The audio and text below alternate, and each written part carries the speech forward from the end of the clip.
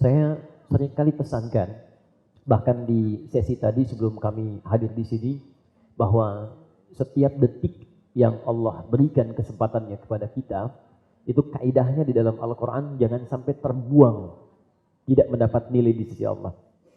Karena ada orang yang disebut rugi, itu rugi oleh Al-Quran. Jadi kalau Anda disebut rugi oleh kawan, itu mungkin tidak berarti menjadi masalah pada saat itu. Karena yang lain belum tentu memberikan penilaian yang sama. Tapi kalau Allah memberikan penilaian rugi, maka siapa yang bisa membantahnya? Kalau kita rugi di dunia di satu tempat, Anda rugi di Bintaro, Anda masih bisa cari di tempat lain untuk mendapat keuntungan. Tapi kalau Allah sudah sampaikan dia rugi, maka ke tempat manapun dia akan berpijak tetap akan dinilai sebagai orang yang mendapat kerugian. Nah, kaidah untung itu sederhana kata Al-Quran. Ada di Quran surah ke-103. Quran surah 103. Ayat 1 sampai dengan terakhirnya. Ini kaidah untuk meraih keuntungan. Wal 'asr. Saya bersumpah kata Allah, ingat, demi waktu yang saya berikan kesempatannya pada manusia untuk beraktivitas, memanfaatkan waktu itu. Ingat betul kata-kata saya ini, asar itu bukan sore. Ingat baik-baik. Asar bukan sore, karena sore bahasa Arabnya bukan asar, bahasa Arabnya masa. Masa al-khair. Semoga sore ini Anda senantiasa diliputi oleh kebaikan, atau selamat sore. Kan? Sabahul khair, semoga pagi ini Anda selalu diliputi oleh kebaikan. Selamat pagi. Di masa itu bukan sore. Maaf, asar itu bukan sore. Masa itu sore. Dan nama sholat pada mulanya tidak terkait langsung dengan waktu. Tapi nanti setiap namanya itu ada korelasi-korelasi maknanya. Kenapa disebut dengan subuh? Kenapa subuh punya dua nama? Subuh dengan fajar. Kenapa yang siang disebut buhur? Padahal buhur dalam bahasa Arab itu nahar. Ya. Wasyamsi wa duhaha. Kemudian wal qamari idza talaha. Syams matahari, qamar bulan.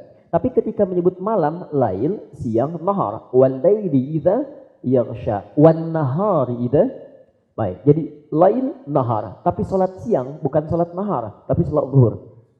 Nanti ada maknanya, nanti kita akan bahas itu. Nah, hanya persoalannya, kenapa kemudian Allah menyebut di sini dengan asar. Asar itu kalau orang Arab menyebutnya al-waqtul ladzi yu'asiruna fahuwa asrun. Setiap detik nafas yang kita lalui itu disebut dengan asar namanya. Di setiap waktu yang Allah berikan pada kita, sehari 24 jam, itu semuanya disebut dengan asar. Nah, ada orang yang diberikan modal oleh Allah beraktivitas dengan modal waktu itu, cuma sayang dia tidak menggunakan waktu itu pada aktivitas yang Tuhan sukai, yang Allah ridhoi. Karena itu orang-orang yang memanfaatkan waktu tidak pada aspek yang Allah sukai, itu yang oleh Al-Quran disebut dengan orang rugi. Saya berikan Anda modal 24 juta, Anda berikan pada saya 23 juta, untung atau rugi? Rugi. Anda berikan 20 juta, untung atau rugi? Rugi. Allah kasih kita 24 jam, ternyata yang bernilai cuma 2 jam, maka Anda rugi 22 jam. Yang bernilai cuma 20 jam, maka Anda rugi 4 jam. Nah, kapan itu menjadi bernilai? Rumusnya cuma 2. Kata Allah, innal insana lafi khus, setiap manusia kalau tidak bisa memanfaatkan waktu ini dengan baik, dia berpeluang rugi. Kecuali yang menerapkan 2 rumus ini. 1, illal ladzina amanu, kecuali orang yang mengisi aktivitasnya itu, waktunya itu dengan nilai iman dalam dirinya, dan imannya itu mendorong dia untuk berbuat baik. Wa amilus shalihat. Jadi kalau orang beriman itu, maaf sekali, ini sindiran yang halus di Quran tapi tajam sekali. Kata Quran, orang beriman itu, maka imannya pasti akan menuntun dia selalu berbuat baik. Amal soleh, amal yang disukai oleh Allah Subhanahu wa Ta'ala. Jadi mustahil ada orang beriman saat bersamaan dia berbuat sesuatu yang buruk, itu mustahil. Gak mungkin orang beriman kalau ada iman dalam dirinya bisa mencuri, itu mustahil.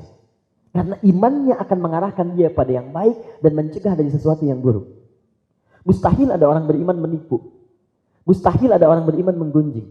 Mustahil ada orang beriman menyakiti. Jadi kalau Anda merasa beriman sampai hari ini, tapi iman itu belum menuntun pada yang baik, maka pasti harus ditanda tanyakan.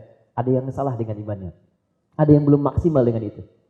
Nah, cara melatih iman supaya terus berada dalam kebaikan dalam pandangan Allah, di antaranya Allah turunkan amalan-amalan yang dengan amalan itu akan memperkuat iman, korelasinya semakin banyaklah amal soleh yang kemudian ditenun dalam kehidupan.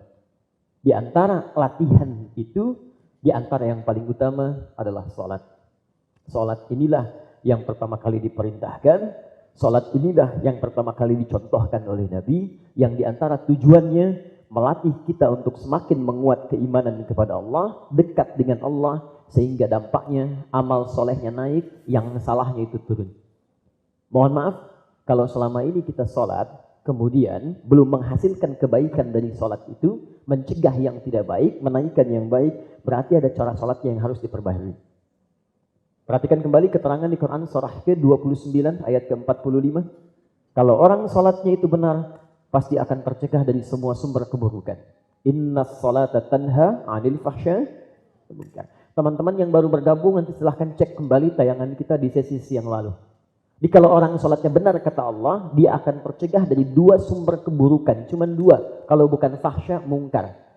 Fahsya, keburukan yang bersumber dari syahwat.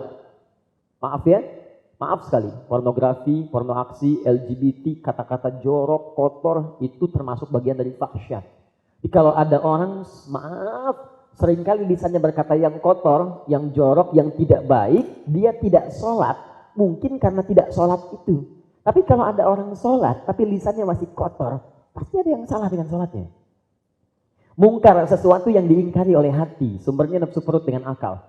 Mencuri, korupsi, berselisih, dan sejenisnya, yang hati kita nggak suka, itu mungkar namanya. Dan orang sholat mustahil melakukan itu. Mustahil. Makanya ketika lisan akan berdusta, hatinya pasti akan bergejolak. Jangan lakukan itu. Jangan kerjakan. Nah, kalau ada orang kemudian sholat dari ujung kepala sampai kakinya masih bermasalah, maka kata Nabi, coba cek mungkin ada yang salah dalam cara ia memahami dan menunaikan sholatnya. Persoalannya kata Al-Quran selalu mengerucut pada dua hal. Satu, kemungkinan terbesar yang sholat itu tidak khusyuk dalam sholatnya. Atau yang kedua, kemungkinan terbesar orang sholat ini tidak paham, tidak mengerti apa yang ia baca dan dia lakukan dalam sholatnya. Sederhana.